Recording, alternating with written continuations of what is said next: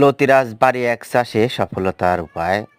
কেন কৃষক লতিরাজ বাড়ি এক চাষে লস খায়?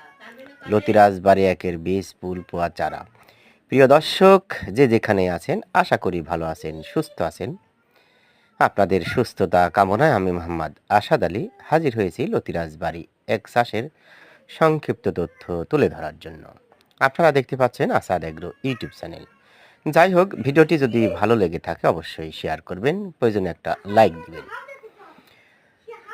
আমরা মূল পর্বে ফেরত আসি। লতিরাজ বাড়ি এক চাষে সফলতা লাভের উপায়। প্রিয় দর্শক, আপনারা জমিটা দেখছেন পরিষ্কার পরিচ্ছন্ন, সুস্থ সবল গাছ।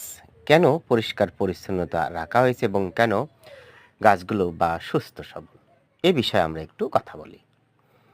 লতিরাজ বাড়ি এক চাষে সবচেয়ে বড় প্রতিবন্ধকতা হলো আগাছা।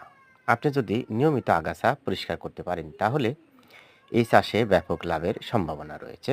অর্থাৎ যে সারগুলো দিবেন একমাত্র লতিরাজ বাড়ি একের গাছগুলোই খাবে এবং লতিগুলো পরিপূর্ণ থাকবে।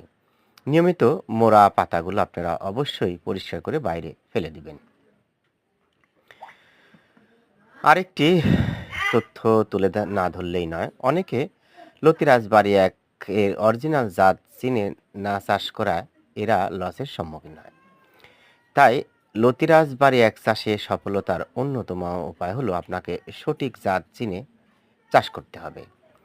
অনেকেই কম দামের নিম্নমানের চারা সংগ্রহ করে লতিরাজ বাড়ি এক চাষ করে, কিন্তু সঠিক জাত চিনে চাষ না করায় তারা লসের সম্মুখীন হয়। অনেকটা খাল কেটে কুমির আনা, অর্থাৎ নিজের বিপদ নিজেই ডেকে আনা।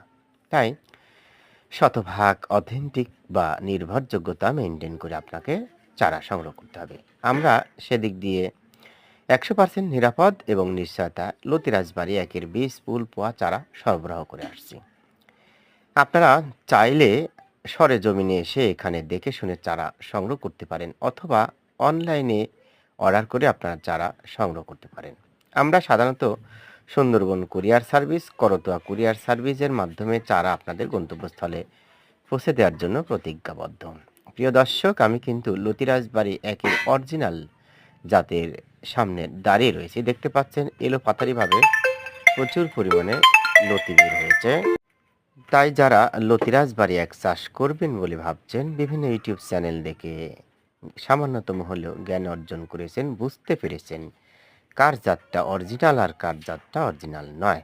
তো যাই হোক, এ বোঝার বোধশক্তি আপনাদের রয়েছে। আপনারা চাইলে বাড়ির আনাচে কানাচে চাষ করতে পারেন। ভালো থাকেন, সুস্থ থাকেন। নতুন কোনো ভিডিওতে দেখা হবে। আল্লাহ হাফেজ।